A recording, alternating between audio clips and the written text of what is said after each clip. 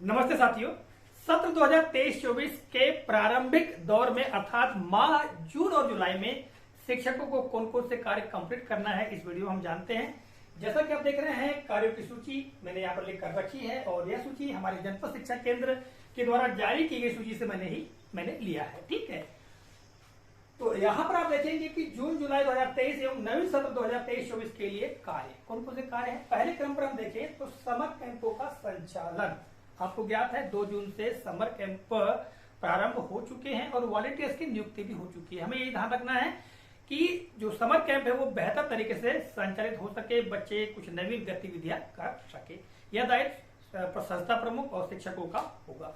ठीक है, आगे हम देखें तो दूसरे क्रम पर शाला त्यागी हेतु गृह संपर्क एवं पुनः प्रवेश। जो विद्यार्थी शाला त्यागी हैं उनका चिन्हांकन करना और उनको प्रवेश दिलाना, यह कार्य भी है। और इसके लिए हमको गृह संपर्क करना पड़ेगा, यानी घर घर संपर्क करना पड़ेगा कि कौन सा विद्यार्थी है जो शाला त्यागी है या विद्यालय नहीं आता है। तो ऐसे बच्चों को विद्यालय में प्रवेश दिलाना और उनकी उपस्थिति भी सुनिश्चित कराना अर्थात माता पिता को समझाइश देना, ये होगा। आगे हम देखें तो बच्चों की मैपिंग एवं क्लास अपडेशन कार्य करना। तो निश्चित तौर पर जो बच्चे उत्तीर्ण हो चुके हैं या जो नवीन बच्चे हैं उनकी मैपिंग करना, ठीक है। या जो बच्चे कक्षा 5 से निकल चुके हैं, 8 से निकल चुके हैं, ठीक है, तो उनकी मैपिंग के लिए विद्यालय से उनको हटाना, ठीक है, अनमैप करना। और जो अन्य विद्यालय है वहां पर वो मैप्ड हो जाएंगे। नए बच्चे विद्यालय में आते हैं तो उनकी मैपिंग करना। इसके अलावा क्लास अपडेशन का कार्य, कक्षा अपडेशन अनिवार्य होगा, ठीक है, पोर्टल पर। तो ये कार्य है। अगले क्रम पर हम देखें तो चौथा बिंदु है कक्षा 5 व 8 का परीक्षा परिणाम व अंक सूची का वितरण। कक्षा 5वीं और 8वीं का परीक्षा परिणाम जारी हो चुका है, बच्चों की अंक सूचियां भी आ चुकी हैं, अब उनका वितरण कराना है, ठीक है। और साथ ही साथ जो विद्यालयीन अभिलेख है, वार्षिक परीक्षाफल पंजी है, उसमें अंकों की प्रविष्टि करना है, ठीक है। प्रमोशन पंजी का है उसमें चढ़ाना है। तो ये बहुत सारे जो कार्य हैं और साथ ही साथ विद्यार्थियों को अंक सूची का वितरण भी कराना है।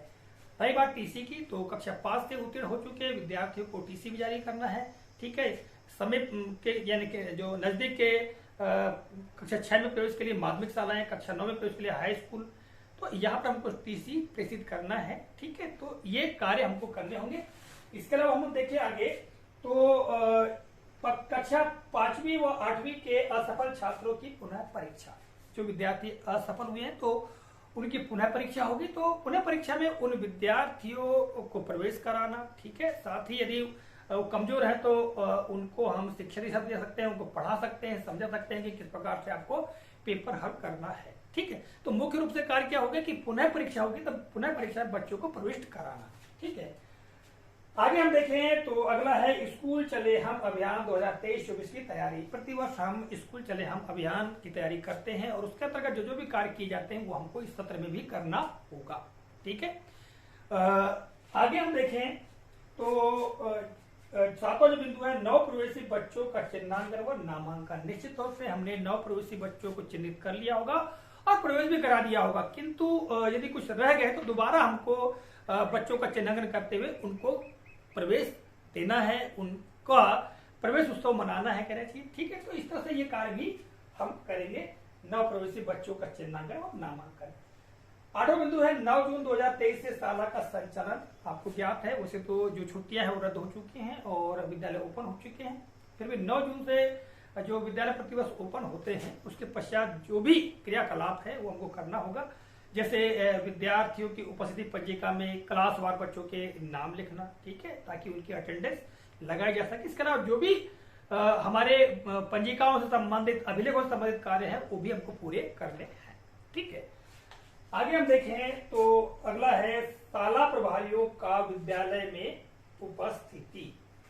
आपको ज्ञात है पूर्व में एक दिशा निर्देश है जिसमें कि शाला प्रभारियों को 2 बजे तक विद्यालय में रुकने के लिए कहा गया है और जो बच्चे प्रवेश लेने आते हैं तो उनको प्रवेश देना है। तो यह भी कार्य है। इसके अलावा हम आगे देखें तो पाठ्य पुस्तक वितरण। आपको ज्ञात है प्रतिवर्ष हम बच्चों को निःशुल्क पाठ्य पुस्तकें वितरित की जाती हैं। तो सबसे पहले तो शाला प्रभारियों को, शिक्षकों को पुस्तकें प्राप्त करनी होंगी और उनको जो बुक बैंक पंजिका है, ठीक है, यानी पुस्तक प्राप्ति पंजी को उसमें चढ़ा करके बच्चों को वितरित भी करना होगा, ये भी कार्य है। ठीक है, आगे हम देखें तो अन्य जो कार्य हैं, तो इसके अलावा बहुत सारे कार्य हो सकते हैं, जैसे दिव्यांगों का नामांकन। जो बच्चे दिव्यांग हैं तो उनका नामांकन सुनिश्चित करना। ठीक है, अगला है गणवेश एवं साइकिल का वितरण। बच्चों को जो गणवेश हैं यदि जहां नहीं मिली हैं तो उनको गणवेश दिलाना।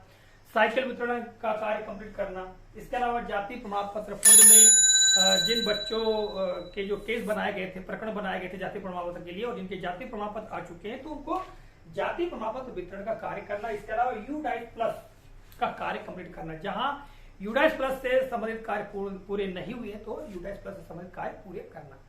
इसके अलावा और भी छोटे छोटे कार्य हो सकते हैं जिसके संदर्भ में मैंने यहाँ पर बात चर्चा नहीं की है। तो ये मुख्य जो कार्य थे जिसके बारे में हमने बताने का प्रयास किए हैं।